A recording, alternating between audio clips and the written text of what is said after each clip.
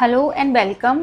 अगला क्वेश्चन है हमारे पास, what are the rules governing denials and deemed admission in a written statement. Answer हम स्टार्ट करेंगे रिटन स्टेटमेंट के मीनिंग से। तो इसमें आ गया हमारे पास ऑर्डर 8 जो है वो डील करता है उन रूल्स के साथ जो रिटन स्टेटमेंट से रिलेटेड हैं। जो टर्म है रिटन स्टेटमेंट वो डिफाइंड नहीं है कोड में। हाउ एवर इसका मतलब है प्लीडिंग डिफेंडेंट की, जहाँ पे डिफेंडेंट जो है वो डील करता है उन फैक्ट्स के साथ जो अलेज किए गए हैं प्लेंट में। तो पहले जो है प्लेंटिव फाइल करता है प्लेंट, और उसके डिफेंस में जो डिफेंडेंट जो है अपना डिफेंस सेटअप करता है वो रिटन स्टेटमेंट के थ्रू करता है। नेक्स्ट आ गया इसमें हमारे पास जो मेन कंटेंट है क्वेश्चन का, that is rules governing denials and deemed admissions. तो इसमें आ गया हमारे पास रूल 3 to 5 जो है ऑर्डर 8 के, वो डील करते हैं उन रूल्स के साथ जो गवर्न करते हैं डिनाइल्स डिफेंडेंट के द्वारा अपनी रिटन स्टेटमेंट में जो डिस्कस करे गए हैं नीचे। पहला आ गया इसमें हमारे पास डिनाइल टू बी स्पेसिफिक। तो रूल 3 बताता है इसमें हमारे पास कि जो डिनाइल है डिफेंडेंट के द्वारा वो जो है स्पेसिफिक होना चाहिए।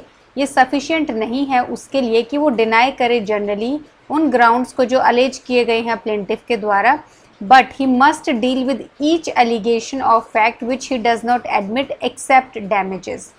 तो जैसे कि प्लेंट को फाइल करने के लिए आप अलग अलग पैराग्राफ्स में जो है ड्राफ्ट करते हैं, जैसे first paragraph, second paragraph, third paragraph, fourth paragraph. तो रिटन स्टेटमेंट में जो डिनाइल होना चाहिए वो स्पेसिफिक डिनाइल होना चाहिए कि आई डिनाई की जो फर्स्ट पैराग्राफ में लिखा है, फिर जो सेकंड एलिगेशन होगा कि I deny this second allegation, फिर आगे I deny this third allegation. तो स्पेसिफिक डिनाइल्स करना है हर एक एलिगेशन के लिए। नेक्स्ट आ गया इसमें हमारे पास second point, that is no evasive denial. Rule 4 जो है इसकी बात करता है, ये रिक्वायर करता है कि डिनाइल जो है वो वेग या इवेजिव नहीं होना चाहिए। एग्जाम्पल आ गया इसमें हमारे पास, जैसे अलेज किया गया है कि जो डिफेंडेंट है उसने रिसीव किया है एक certain sum of money, it shall not be sufficient deny करना कि he received such amount, but he must deny he received that sum और any part thereof else set out how much he received. तो जैसे इसमें evasive denial में आगे जैसे plaintiff ने बोला कि जो है डिफेंडेंट ने 25 लैक्स जो है वो पैसे लिए हैं प्लेंटिफ से, और जो डिफेंडेंट है वो डिनाई कर देता है कि इतने पैसे मैंने नहीं लिए हैं। तो ये जो है इवेजिव डिनाई नहीं होना चाहिए, उसको स्पेसिफिकली डिनाई करना है कि 25 लैक्स की जो अमाउंट है वो उसने रिसीव नहीं की है, या फिर अपना जो सेट ऑफ क्लेम करता है कि मैंने सिर्फ जो है 15 लाख जो है वो रिसीव किए हैं, प्लस जो है 10 लैक्स जो है वो प्लेंटिफ ओ करता है। तो इसको ऐसे करके जो है पूरा का पूरा एक्सप्लेन करना है डिनाइल में, सिर्फ इवेजिव डिनाइल नहीं करना है कि नहीं ऐसा नहीं हुआ था।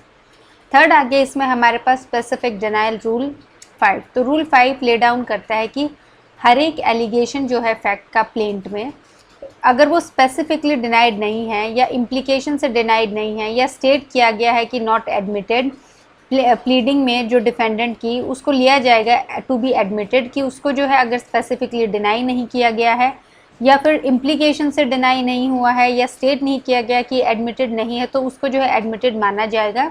ये हमारे पास जो है कॉन्सिक्वेंस है रूल 3 का, कि रूल 3 में स्पेसिफिक डिनाइल था, अगर वो नहीं किया तो क्या होगा, वो रूल 5 में गिवन है। एक्सेप्ट, इसमें एक्सेप्शन आ गया हमारे पास, as against person under disability. ये जो चीज़ है, ये जो पर्सन अंडर डिसेबिलिटी है उस पर जो है अप्लाई नहीं होती है। हाउ एवर, हालांकि जो कोर्ट है वो रिक्वायर कर सकता है दूसरे प्रूफ्स उस फैक्ट के, इसको जो है बोलते हैं थियोरी ऑफ डीम्ड एडमिशन। तो ये हमारे पास एडमिशंस की बात करता है कि इसको जो है थियोरी बोलते हैं कि डीम्ड एडमिशंस की। ये फर्दर प्रोवाइड करता है कि जब डिफेंडेंट जो है उन्होंने फाइल नहीं की है रिटन स्टेटमेंट, तो कोर्ट जो है वो प्रोनाउंस कर सकता है जजमेंट उन बेसिस पे जो फैक्ट्स कंटेन किए गए हैं प्लेंट में, एक्सेप्ट उस पर्सन के अगेंस्ट जो अंडर डिसेबिलिटी है। तो अगर रिटन स्टेटमेंट फाइल नहीं की गई है तो कोर्ट जो है जजमेंट पास कर सकता है प्लेंट के जो फैक्ट्स हैं उनके बेसिस पे। हालांकि जो कोर्ट है अपने डिस्क्रिप्शन में रिक्वायर कर सकता है कोई भी फैक्ट, तो जो है कोई भी फैक्ट जो है कोर्ट बोल सकता है प्रूव करने के लिए प्लेंटिफ को। नेक्स्ट आ गया इसमें हमारे पास केस लॉज। इसमें जो है हमारे पास 2 केस लॉज है, रीसेंट केस लॉ नहीं है, स्टैंडर्ड केस लॉज हैं। पहला आ गया Badat and Corporation versus East India Trading Corporation 1964 Supreme Court. इसमें हेल्ड किया गया है, सुप्रीम कोर्ट ने हेल्ड किया है कि जो कंबाइंड इफेक्ट है रूल 3, 4 और 5 का, वो है कि हर एक एलिगेशन जो है प्लेंट में वो जो है ट्रांसवर्स करना चाहिए, डिनाई करना चाहिए, और जो रिटर्न स्टेटमेंट है वो आंसर करनी चाहिए उस पॉइंट को इन सब्सटेंस। अगर डिनाइल जो है इवेजिव है तो जो फैक्ट है वो एडमिटेड माना जाएगा। तो बेसिकली जो डिनाइल है वो जो है स्पेसिफिक होना चाहिए, हर एक जो पॉइंट है वो जो है रिवर्ट होना चाहिए, और अगर इवेजिव डिनाइल है तो उसको जो है डीम्ड एडमिशन माना जाएगा।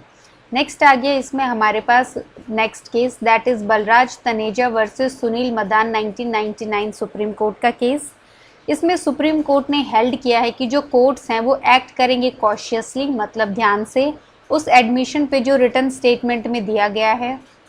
कोर्ट्स जो है वो प्रोसीड नहीं करेंगे जजमेंट पास करने के लिए मेयरली क्योंकि रिटर्न स्टेटमेंट जो है फाइल नहीं हुई है, और जो कोर्ट्स है उसको देखना है कि इवन इफ जो फैक्ट सेट आउट किए गए हैं प्लेंट में वो एडमिट किए जाते हैं, जजमेंट जो है वो पास की जा सकती है प्लेंटिफ के फेवर में विदाउट रिक्वायरिंग, बिना उसको रिक्वायर करे कि वो प्रूव करे कोई भी फैक्ट जो मेंशन है प्लेंट में।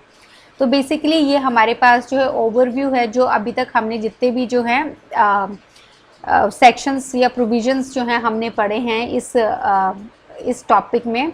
और यहाँ पे जो है बेसिकली कोर्ट को डायरेक्शन दी गई है कि कॉशियसली एक्ट करना चाहिए, प्रोसीड नहीं करना चाहिए डायरेक्टली जजमेंट पास करने के लिए, और जो है प्लेंटिफ अगर नहीं फाइल की गई है तो स्ट्रेट आउट जो है जजमेंट दी जा सकती है बिना किसी उसको प्रूव किए। तो ये डायरेक्शंस हैं कोर्ट के लिए।